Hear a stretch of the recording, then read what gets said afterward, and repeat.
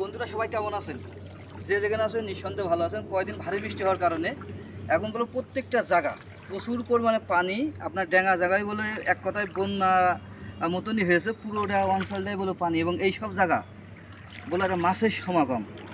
আর আমার এই পিছনে আমি যদি একটু দেখা নাই, যে এই পিছনটা দেখছেন, যে হয়তো মনে করবেন যে কোনো একটা সাগর, বড়সড় একটা সাগর বা ছোটোখাটো একটি, অনেকে কুয়াকাটা বা কক্সবাজার বলেন, এরকম কিছু তা না। আসলে এটা একটা পুরোটাই ধানের মাঠ।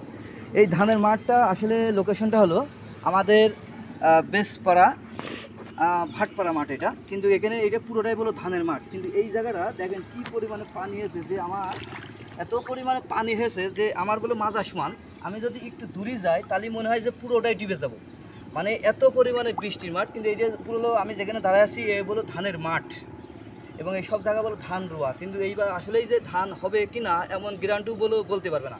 কিন্তু এই সব জায়গায় সবচেয়ে বড় কথা যে এই সব জায়গা বলো প্রত্যেকটা জায়গা এখন সব জায়গা বলো বড় বড় সাইজের মাছ আছে। এখন যারা মাছ মারছে বলো তারা বলো মাছ মারছে, অনেক মাছও পাচ্ছে, মানে প্রত্যেকটা জায়গা মাছ।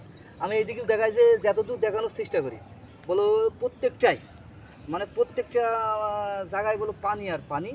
এই যে এই সব জায়গা বলো ধানের মাঠে দেখেন, আমি বলো পুরোটাই মানে পুরোটাই বলো ডুবে যাচ্ছে। কারণ আমি যদি আর একটু এই পাশে যাই তাহলে বলো যে আমি মানে আমার গলা সমান পানি হবে, এত পরিমাণে পানির চাপ।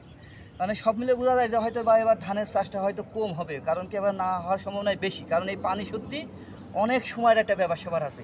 কারণ এটা আমি আবারও বলছি, লোকেশন আমাদের কালীগঞ্জ, বেসপাড়া, সালাভাড়া, ভাটপাড়ার মাঠ। আমি আজ যেহেতু বাড়ি আসি, এমনি মাঠের এই সাইডটা মাঠের দিকে আসলাম, এসে আপনাদেরকে একটু ভিডিও দেখানোর চেষ্টা করছি। কিন্তু ভিডিও করতে এসে আমারও বলে একটা বড় ক্ষতি হয়ে গেছে।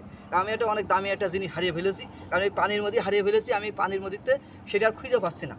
কারণ এই সব জায়গা বলে দেখেন অনেকে বলে জাল পাইতেছে, মাছ আছে বড় বড় সাইজের মাছ। কারণ যার যেখানে পুকুর, আপনার খাল বিল আছে সবগুলো ভেসে গিয়েছে, মানে প্রত্যেকটা অঞ্চলই বলো পানিতে ডুবে গিয়েছে। এবার মনে করেন যে মানুষের আবাদ ঘাট ফসল মানে এবার আর না হওয়ার সম্ভাবনাই বেশি।